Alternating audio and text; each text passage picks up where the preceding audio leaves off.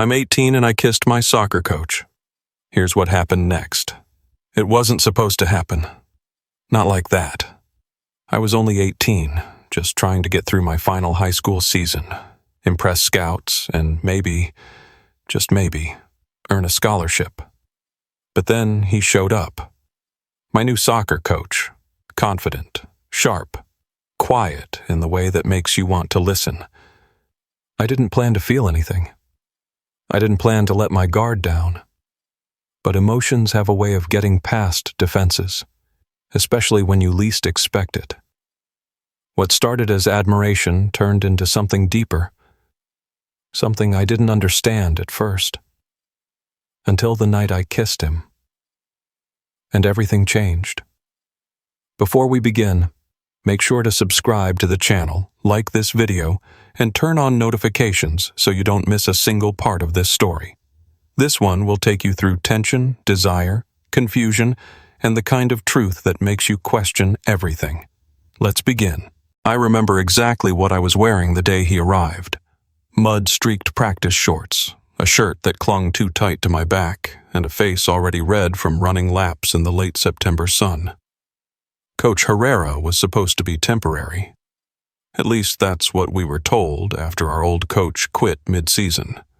We thought we'd get some tired sub just waiting for retirement. We didn't expect him. He wasn't much older than us, maybe late 20s. But the way he moved, talked, looked at people, he commanded the field like he'd been born on it. He wore black joggers, a fitted jacket, and a whistle he didn't seem to need. When he raised his hand, the team listened.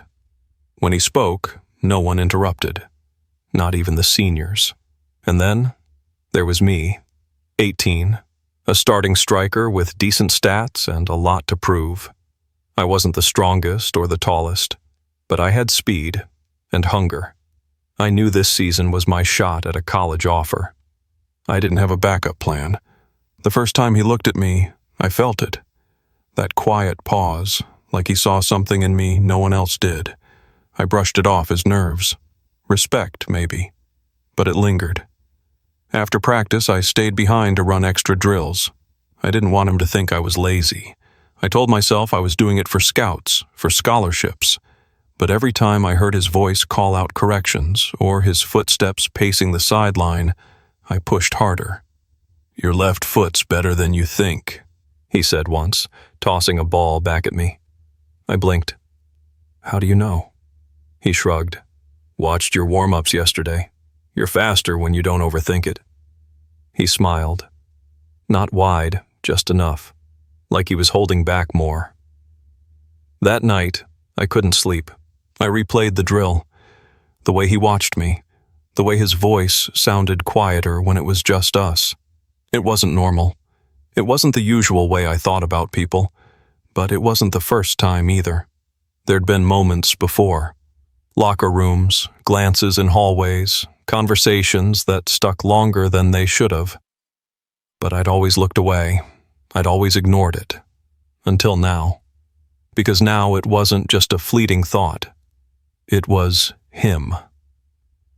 Over the next few weeks, we grew closer. He started pulling me aside during water breaks, giving me tips, saying things like, "You've got something. Don't let anyone dull it." When I laughed, he'd tilt his head slightly, like he was studying the sound. One afternoon, it rained. Practice was canceled, but I stayed behind to stretch in the empty gym. He walked in, alone. "You don't take days off, do you?" I shrugged. "Can't afford to."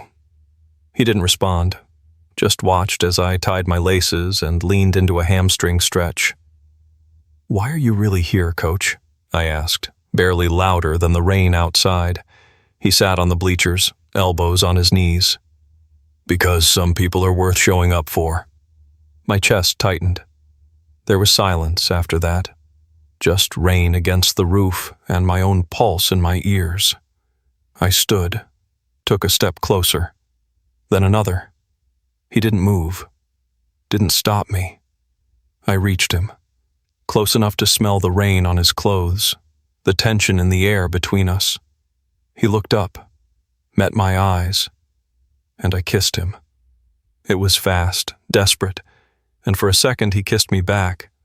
But then he pulled away, and I felt everything crash. "I can't," he said quietly. "Not like this." I stepped back, heart racing. "Forget it," I muttered. "I shouldn't have." He stood. "You're not wrong to feel it." He looked away. "You're just too young to know what comes next." He left me standing there, alone in the gym, with the taste of something new and the weight of everything I didn't yet understand. He didn't bench me. That was the first thing I noticed the next day. When I walked onto the field, expecting cold eyes or clipped instructions, Coach Herrera just nodded like nothing had happened. He ran the drills, called out plays, corrected our formations, same as always. And I did what I always did. I ran. I played. I tried to forget the way his lips had pressed into mine for that one electric second before he pulled away, but I couldn't. Every time I caught him watching me, even just briefly, I felt it again. The tension, the confusion, the way my body had moved without thinking. The worst part? He didn't avoid me. He still gave me feedback, still spoke with that same low, calm voice that always made everything feel more intimate than it should. But outside the field, he disappeared. No more quick glances in the hallway, no more lingering after practice. He didn't say it, but I felt it. Distance. That afternoon I stayed behind again, not to stretch, not to train, just to breathe. I sat on the bench watching the field empty out, gripping my water bottle so tight my knuckles turned white. What had I done? It was a kiss. Just a kiss. But it had stirred something I didn't know how to name, not just in me, but in him too. He hadn't been indifferent. He kissed me back, for a second. That second had to mean something. Didn't it? I thought about texting him. I had his number from the team group chat. But what would I even say? "Sorry I kissed you? Please talk to me? Did you feel it too?" Instead, I let the silence thicken, until it broke, somewhere I least expected. We had an away game that Friday, late bus ride, a rough field, and too many parents yelling from the stands. I played like hell, fast, focused, maybe even a little reckless. I needed the distraction. I needed to prove I still belonged out there. We won. 2-1. I scored both goals. On the ride back, everyone was loud, hyped, shoving chips into each other's mouths and blasting music. I sat in the back, hood up, staring out the window. I was trying to avoid thinking, until he sat beside me. Coach Herrera. He didn't speak at first, just sat there, legs tense, hands clasped between his knees. "I saw what you did out there," he said eventually. "You played like you were trying to run away from something." I kept my gaze on the window. Maybe I was. He exhaled. "Look, about what happened in the gym." "You don't have to say anything," I interrupted. "I get it. You're my coach. It was wrong." "It wasn't wrong," he said quietly. That made me turn. He was looking straight ahead, jaw tight. "It was complicated. There's a difference." "Then why are you treating me like I messed everything up?" "Because I'm trying to protect us," he said, voice tight. "You think this is just about a kiss? If someone finds out, I lose my job. You lose your shot at a future. I'm not being cold. I'm being careful." I let that sit between us. The noise of the bus faded, like we were sealed off from everyone else. "You kissed me back," I said. He nodded slowly. "Yeah, I did." I swallowed the knot in my throat. "So now what?" He looked at me then, really looked at me. "I don't know," he admitted. "But I haven't stopped thinking about it." Neither had I. We pulled into the school parking lot. Lights flicked on. Voices rose. The spell broke. He stood. "We'll talk soon." But as he walked away, my chest ached. Because I had no idea if soon meant tomorrow or never. The weekend was brutal. No practices, no games, just time, too much of it, and silence that stretched like a wire pulled too tight. I kept checking my phone for a message, a sign, anything. But there was nothing. So I told myself to forget it. I pushed my mind toward anything else. College applications, my Saturday shift at the grocery store, helping my sister with her math homework. I did everything I could to pretend I was fine. But I wasn't, because every time I closed my eyes, I saw him in that bus seat beside me saying, "I haven't stopped thinking about it." I hadn't either. Monday morning, I got to school early, hoping to catch him in the hall like before. He used to nod at me near the gym or lift his chin slightly if we crossed paths. But this time, when I saw him, he didn't do anything. He just walked past me. And I felt it again. That twist in my stomach. Like being picked last, or worse, being invisible. Practice that afternoon was tense. He was all business. Position drills, quick rotations, no small talk. He called my name just like anyone else's. Didn't even look at me twice. I started to wonder if I'd imagined everything. Maybe the kiss hadn't meant what I thought it did. Maybe he regretted all of it. I went home frustrated, dragging my cleats behind me, my body sore and heavy. I told myself to let it go, but I couldn't. So I did something I probably shouldn't have done. I messaged him. Just 3 words. "Do you hate me?" My heart pounded the second it sent, and for a while, nothing. I waited. I showered. I paced. An hour later, my phone buzzed. "Of course not, but I need you to be patient." That made it worse somehow, because it was honest, but it didn't help. I wanted him to say something definite, something solid. Instead, he gave me maybe. 2 days later, the weirdest thing happened. We were setting up for practice, cones, bibs, goalie gloves, and I was off to the side stretching when Coach walked over. "Need help with your hamstring?" I blinked. "No, I got it." But he crouched anyway, gently placing his hand on the back of my thigh. "Here," he said. "You're pulling too tight. Ease into it." His voice was lower than usual, quieter. I stared at his hand. It was warm, steady. And then he looked up at me, just for a second. There was something in his eyes, not just concern, not just professionalism. It was there again. That thing between us. And then someone called out, one of the other players. Coach stood quickly, clearing his throat. "Ready for scrimmage?" I nodded slowly, trying to ignore how my heart was racing, but I couldn't. Because that moment, it wasn't nothing. Later that week, it happened again. We stayed after practice, alone. I was icing my ankle on the bench. He sat beside me, not saying much. The field lights buzzed softly overhead. "I'm sorry if I've been distant," he said. I didn't look at him. "You've been more than distant." "I'm scared," he said plainly. It's real, and that makes it complicated." I turned then. "So what are you going to do? Keep running from it?" "I don't know," he admitted. "I've always been good at control. Until you." And then, without thinking, I reached over. I touched his hand, just for a second. He didn't pull away, but he didn't move closer either. And that hurt more than if he had. I pulled back, stood up. "I can't keep doing this," I said.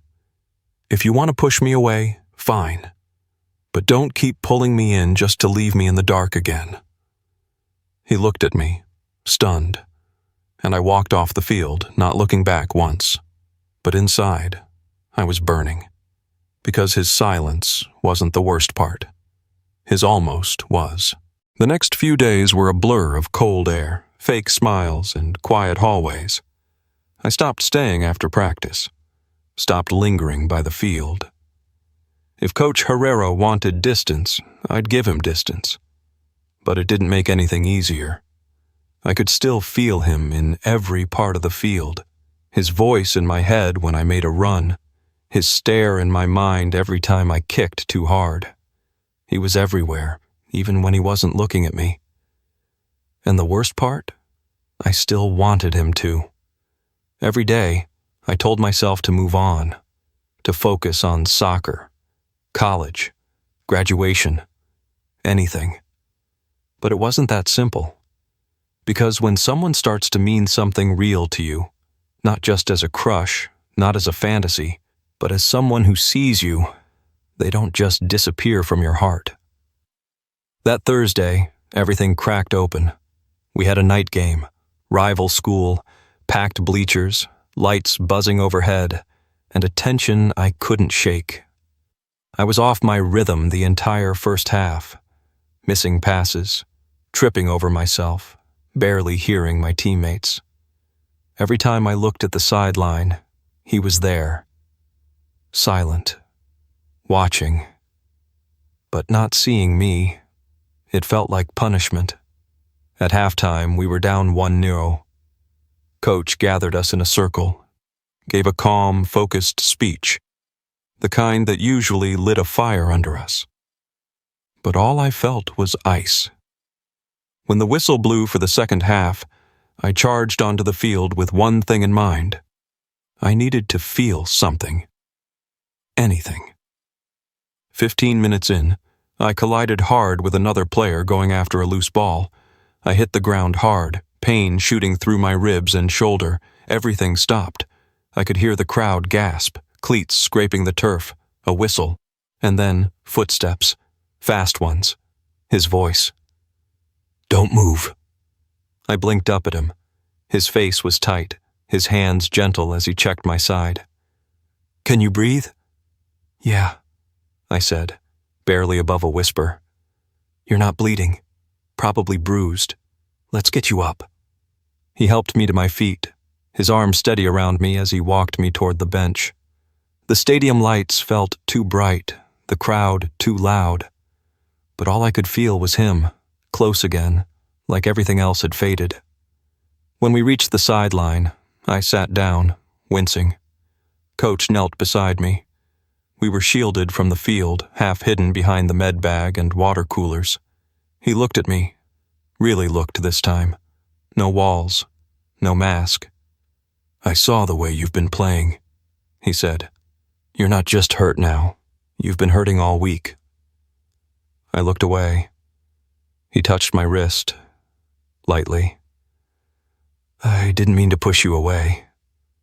"You did push me away." "I know." His voice dropped. "Because I was afraid of what would happen if I didn't." I clenched my jaw. "And what happens if you stop being afraid?" He didn't answer right away. Instead, he shifted closer, his forehead almost touching mine. "I think about you all the time," he said quietly. "Even when I try not to." My heart slammed against my ribs. "Then why do you keep leaving me in the dark?" "Because if I admit how I feel, I won't be able to stop." His breath was warm, his hand still touching mine, and then he stood. The moment shattered. He nodded once. "We'll talk after the game," and walked away, back into the light, back into control, leaving me sitting there, breathless, aching, and more confused than ever. The game ended 2-1. We won. But I barely felt it. Everyone was celebrating, shouting, hugging. I stood on the edge of it all, scanning the crowd for him. Coach Herrera. He wasn't at the bench, not by the locker rooms. I waited. 5 minutes, 10. The stadium emptied. The noise faded. He never showed. I walked home in silence, each step heavier than the last. He said, "We'll talk after the game." And he disappeared. Again. That night, I couldn't sleep. I stared at my phone like it owed me something. A message, an apology, anything. At 2:14 a.m., it lit up. "Meet me tomorrow. Same gym. After school." No name. Just the message. But I knew exactly who it was, and I didn't know whether to feel relieved or terrified of what I'd hear next. Chapter 6. I got there before him. The gym was quiet, empty. That same echo when you walked, like the walls were waiting to listen. I sat on the bleachers. He walked in 2 minutes later. No clipboard, no whistle, just him. He looked tired, serious, real. He sat beside me without saying a word, and for a while we just sat. Then he finally said, "I'm leaving at the end of the season." My heart sank. But I'm not leaving without saying this. He turned to me. "I want you, not just in secret, not just in moments. I want whatever this is. And if it means walking away from this job, then I'll do it." I couldn't speak. I just nodded. Once. And he smiled. Soft. Like a weight had been lifted. He reached for my hand, and for the first time, he didn't pull away. If this story made you feel something, ask yourself, what are you running from? What truth are you not ready to face? Sometimes, the thing that scares you the most is the exact thing you need to feel alive. Subscribe to the channel, like this video, and share it with someone who still believes in quiet courage and unexpected love.